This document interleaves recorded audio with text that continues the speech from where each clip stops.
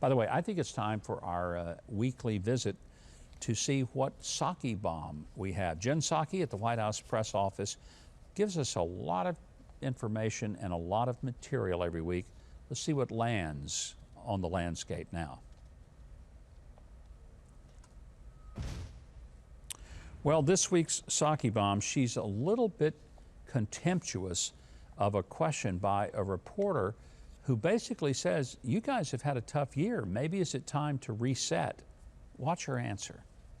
The sense is things are going well. There's no need for change right now. I think that having worked in a White House before, you do hard things in White Houses. You have every challenge at your feet, laid at your feet, whether it's global or domestically. And we could certainly propose legislation to see if people support bunny rabbits and ice cream, but that wouldn't be very rewarding to the American people. So the president's view is we're going to keep pushing for hard things, and we're going to keep pushing the boulders up the hill to get it done. Jen, can I give you a little advice? You ought to push for bunny rabbits and ice cream because they're a lot more popular than the stuff that you're pushing. And it's not that your boss is pushing hard things, your boss is pushing bad things.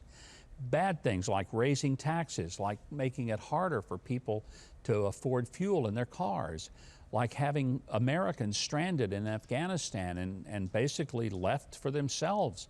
That's what people are unhappy with. And this whole idea about, and I thought it was a cynical answer for her to say, you know, maybe we ought to propose bunny rabbits and ice cream. Look, we know that the one thing that Joe has been able to lick this year is an ice cream cone. So it naturally comes to mind that she would say that. Speaking of Psaki Bombs, she did admit, and this was sort of a rare moment of candor for her, that her administration does in fact own inflation. Watch. And he also owns inflation, correct? I think any president should own everything happening in the country, and the president certainly sees it that way. As he should.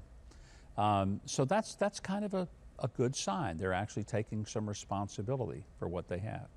We have some more questions? All right, we do. AB is asking Mr. Huckabee, if you were brought in to straighten out the White House, what's the first thing you would do?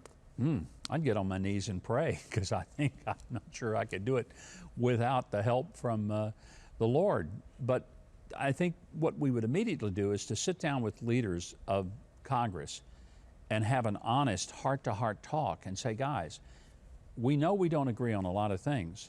Let's start with things that we can agree on and sincerely try to give them some success in the process. When we make it you win all or you lose all, you lose all. And when you make it now or never, you get it as in never. So part of what has to happen is some honest conversation. It's not easy to build trust, but it takes time and it takes hard work and it takes face-to-face visits with people in order to do that. So that would be one of the first things that I would do. And I would also go to the American people with the sense of not insulting them, not telling half of America how dumb they are or that they're a bunch of racists. You cannot do that and expect to lead a country and bring people together.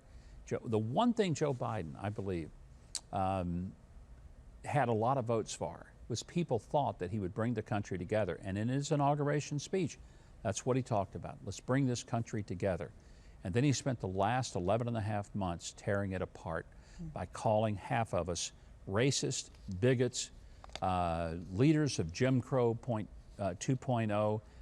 And quite frankly, it's not only insulting, but it's just repugnant and wrong. So that's a huge part of what we should do. Thanks so much for watching, and I hope you enjoyed that video. If you did, be sure to leave a like, then subscribe, and hit the notification bell below. Now, if you didn't like it, you ought to find a Ben Shapiro video to detox you with more facts.